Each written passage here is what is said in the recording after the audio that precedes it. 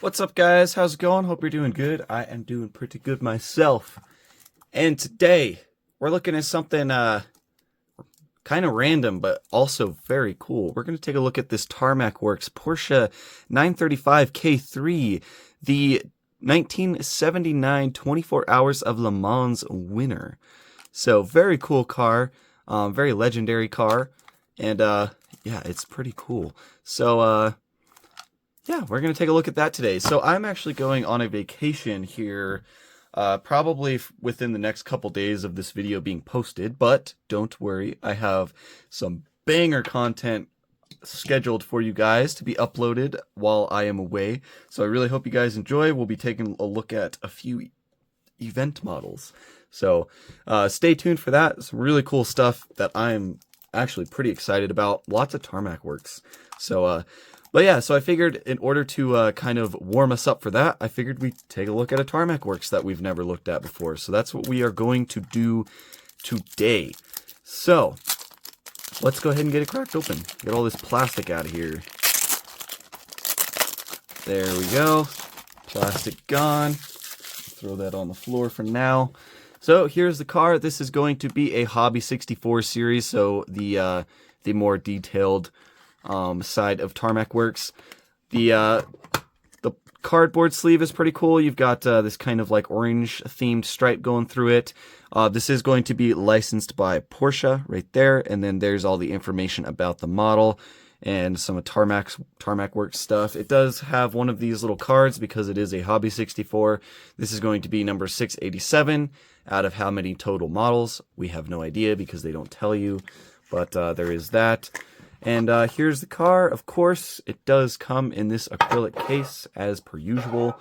And we won't be taking this one off the base because it does have a little antenna up here. Actually, no, that's plastic. I thought it was, well, that actually might be metal, but I don't want to take it off. I don't want to mess around and accidentally break it. But we are going to assume that this model does not roll because it does not look like it would roll. Usually these Tarmac Works Hobby 64s do not. Yeah, the back wheels do not spin freely. The front wheels do. But since the back ones don't, yeah, this one definitely does not roll.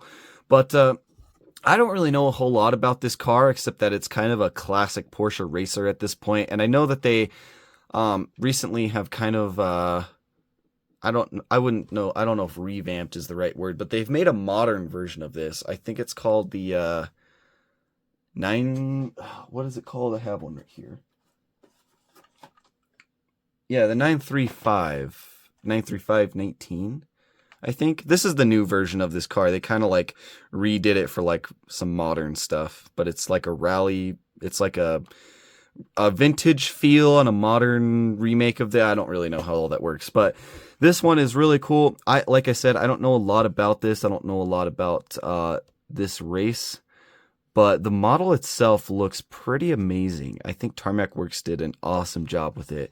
So the wheels, they have like these like aero discs on them. They look very nice and they look pretty accurate. The front wheel has a little small aero disc and then the back wheel is much larger. Very cool. You've got a lot of gold like accents and stuff. I'm wondering if those aero discs are like laced or something. Or if there's spokes. It looks like there's some silver spokes behind those little aero discs. But you do have Dunlop printing on the tires, which is awesome. Adds a lot of detail to the car, in my opinion, when they do that. This car is number 41. It looks like you have the name of the drivers right here. So that's pretty cool. Don and Bill Whittington and Klaus Ludwig. Very cool. Numero Reserve on the top right there. You've got Kremer on the back windshield banner, and then you have Porsche Kremer on the front windshield banner. Got some decent detail on the hood right here, some sponsorships and stuff. You got Shell, along with some really nice orange striping going through there. A bunch of vents and whatnot. On the front end right here, you do have your acrylic headlight covers on both sides with a little bit of a bulb detail down in there. And then you also have like I don't know if it's plastic or metal. I think it's metal.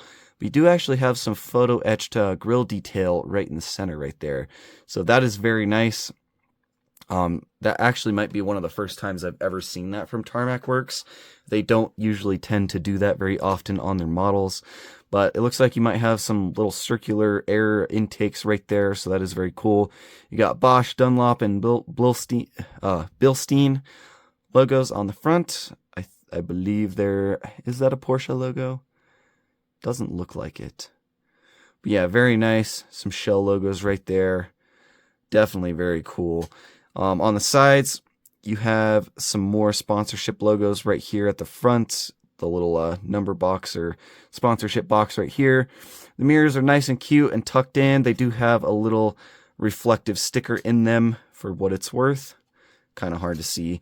Like I said, you do have this little antenna on the top. I think it might be metal. I'm not exactly sure. It could be plastic, but it is cool to have that little antenna on the top right there. Going to the back, it's got a real thick back end, which is kind of interesting. And then it's got this little tiny spoiler on the back that goes up real tall. But yeah, really cool car. You've got, I think that's Felipe Salvet right there. I don't know what that is. Another little Dunlop badge right above the rear wheel. Some venting right here as well. The back window looks pretty good. And yeah, like I said, real like skinny rear wing on this one, but it's really tall. You got Dunlop on the side of it, and then you got Numero Reserve Magazine on the top of the spoiler right there. On the bottom side of the spoiler, you do have some more sponsorship logos and whatnot. And then on the back, more of the sponsorship logos and whatnot. Bosch and Bilstein again. Really interesting exhaust detail on the bottom as well. So that is really cool. There's like a big red photo etched metal tow hook back there in red. The taillights look really good. You've got the red, white, and orange lighting on there, and then some vents that go all the way through to the rear wheel.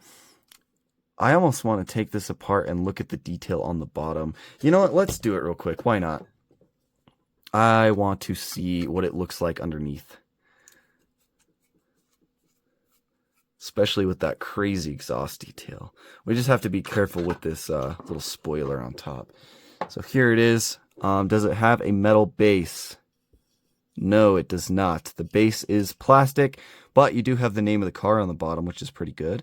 And then here's all that detail on the back. That is really cool. I don't know what all that is. I know, obviously, that's some exhaust detail. We actually might be looking at the bottom side of the engine right there. Got some weird, got like a little string of super glue coming off of it, though. You can see it right there. But yeah, you got this red tow hook and then just a ton of detail on the bottom side of that. That's amazing. And then obviously you can see the rest of that exhaust detail on the back right there too. Those pipes coming out facing downwards. Really cool. That is bottom side detail if I've ever seen any. That is really cool. So yeah, very nice car, very cool casting. I know this is a pretty legendary car. I just don't know a lot about it, but I have it in my collection now, so I'm excited about that. And as for the roll test, we'll go ahead and do one since we took it off.